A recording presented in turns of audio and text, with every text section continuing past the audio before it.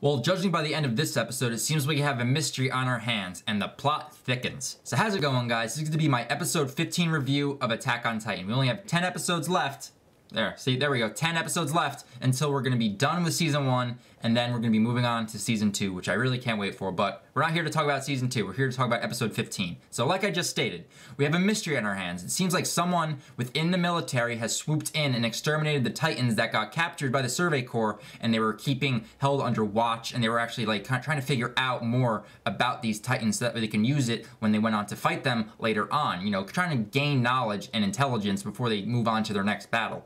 But someone creeped in, exterminated the Titans, and before anyone could capture the person that did this, they were able to escape with their 3D maneuver gear. And I'll talk more about that later on when we get to talk more about Erwin, because it's a very interesting quote that he gives right near the end that I really want to talk about. But this episode right here was very Survey Corp centric, very Survey Corp heavy, because throughout previous episodes, we got sprinkled here and there about the Survey Corp. We've heard about the Survey Corp, and we've actually gotten to meet just a few characters, you know, like Levi, Hanji, and Erwin, like I've been mentioning. But in this episode, we actually get to meet 4 new characters within the Survey Corps, and this is actually Levi's personal squad, his special ops squad in a way. And I have the names written down. I'm probably going to butcher 2 of these names, so please forgive me, but we have Petra, we have Oreo, we have Eld, and we have Gunther. 2 of those names I probably butchered, so please forgive me, but these characters are very interesting, and it's very interesting to note as well that Levi handpicked these people, and the personalities and the characters are very interesting too. Like, I really like Petra. She's very cute and adorable when she's like talking with Eren in one scene. But then we also have Oreo.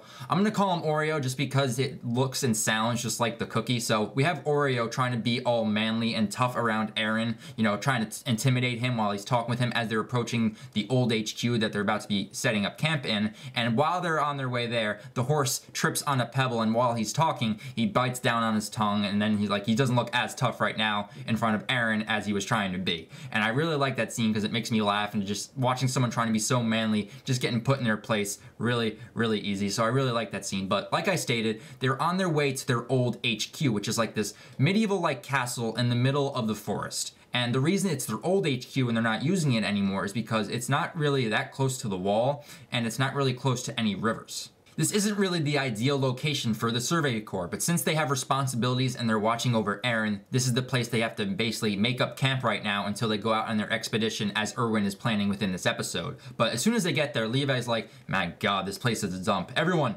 clean right now. And we actually learn that Levi is a neat freak and he hates dirtiness, he likes cleanliness, which I never really thought from his character considering he's so badass, and when he's like cutting up all these Titans, like all the blood that gets on him and everything, you don't really see that within his character, but it's a cool trait nonetheless. And I really like how they're using their 3D maneuver gear to basically clean all of the buildings and just basically set it up so that way when they're living there, they're not living in a shithole. So while everyone is cleaning and they're making it a proper place for them to live in, Erwin and Mike are right now in the middle of planning out the expedition. You can see Erwin trotting out maps and also the formations on this chart, and Mike's talking with him, and they're like, it seems like Erwin is thinking of something. He's got something on his mind, and Mike, you know, the smell guy who likes to smell with his nose, is basically talking with Erwin and basically saying like, dude, I know you're hiding something. And even Erwin points out, is like, I can't get anything past you. So Mike knows that something is up with Erwin, but Erwin isn't letting him know just yet. He says he'll let him know later, but it's just a very interesting scene, and it even ties into, I think, the stuff that happens at the end of this episode, which I think is very, very interesting. But the second half of this episode actually pertains mostly to Hanji, and I'm actually glad we get more of Hanji because I just like her overall quirky nature, and her character is just so cool and funny. But as the Survey Corps, you know, Levi, his squad, and Eren are all sitting around the table, Hanji comes busting in. You know, she's on the move right now. She wants to talk with Eren, you know, because he can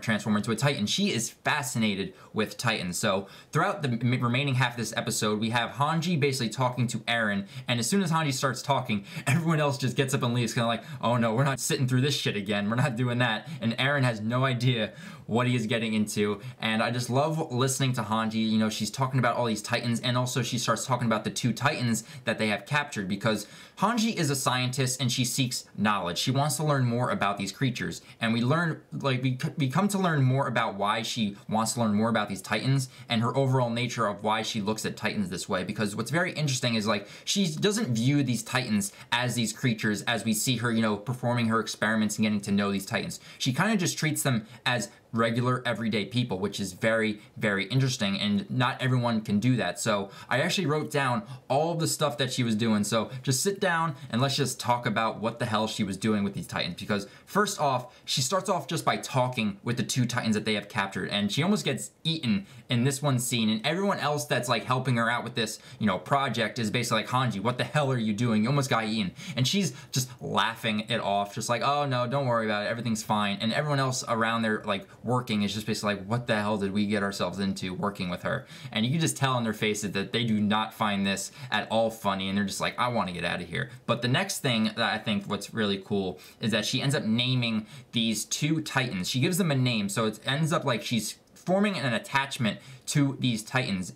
Hence, by giving them a name, she's able to basically call them out, give them identities, and give them purpose, and it forms an attachment for Hanji to these Titans.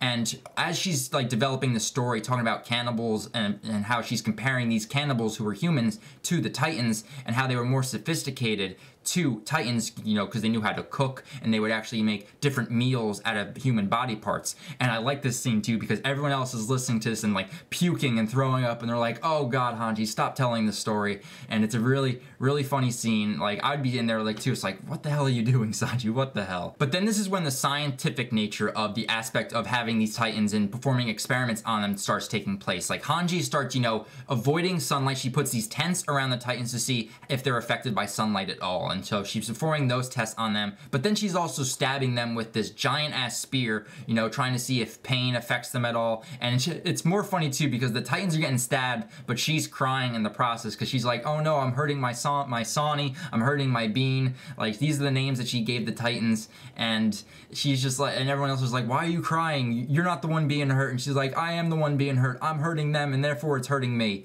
Hanji is just a crazy nut, and I love her. So Hanji starts talking more and more about Sawney and Bean, the 2 Titans that they have captured, to Erwin, and eventually Erwin just comes to the realization that even though that the people in the Survey Corp might be crazy, these people are pushing for a better future for humanity, and he just wants to learn as much as he can about these Titans. So he questions Hanji, basically saying like, anything else that you know about the Titans, let me know right now. And so they end up staying up all night, and Erwin learns absolutely nothing new. Everything that Hanji tells him over their long night of just staying up and talking about the Titans, Erwin is just basically sitting there dazed and confused, just basically looking at Hanji like, everything you just said, I already knew. And I'm like, Erwin, my boy, you should have known once everyone got up and left when Hanji entered the room that you should just not have asked any questions and just could have just mind your own business. But it's a very funny scene. But then this is when the news comes to Hanji. Someone comes rushing in and basically says, the 2 Titans that we have, someone came in and killed them. So they rush over to the scene to where the 2 Titans are laid slain. You can see their skeletons, and Hanji is over there bawling in front of these Titans like, no Sawney, no Bean. She's crying her eyes out, which I think is just really, really funny. But then we just have Levi and Erwin and everyone else showing up there, realizing that someone came in and just exterminated these Titans, and they had no idea why. And Levi goes to Erwin, basically saying like, we're not needed here, let's go. And right before Erwin can leave, Erwin just shows up right behind him, and he asks him this very simple question: look around you. Who is the real enemy here? And this is a very interesting question, because watching this whole series of Attack on Titan, you would kind of figure the Titans are the main enemy to humanity. But as this event right here suggests, it seems that may not be the case. It seems like there are humans might be the ultimate threat to humanity itself. Because if another human is willing to risk their life to exterminate the Titans that were captured, what is it that people have to hide? What is it about these Titans that people don't want them to know about? So it's very interesting, and it raises a lot more questions, but we do get a few answers like about the Survey Corp within this episode, but it raises more questions about the Titans and what the hell are some humans doing to protect the secret of these Titans. So overall, I think it's a very good episode. I really like the fact we learned more about the Survey Corp, but this cliffhanger we got with this question from Erwin definitely delves into the mystery and leaves us wanting more and to learn more about what the hell are these Titans and why are some humans like keeping it a secret from the rest of humanity. And I just really like this episode. So that's the end of this review, guys. I want to hear from you guys in the comments down below. What do you guys think of meeting the rest of the Survey Corp, getting to meet Levi's elite squad, but then also that cliffhanger with the 2 Titans being slain?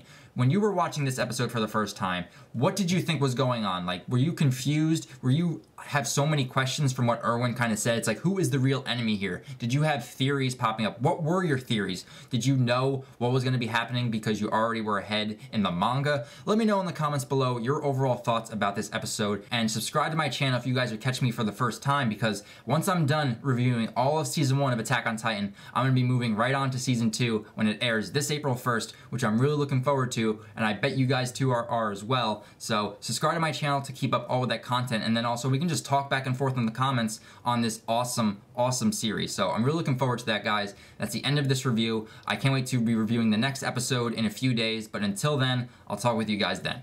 Alright guys, see you later.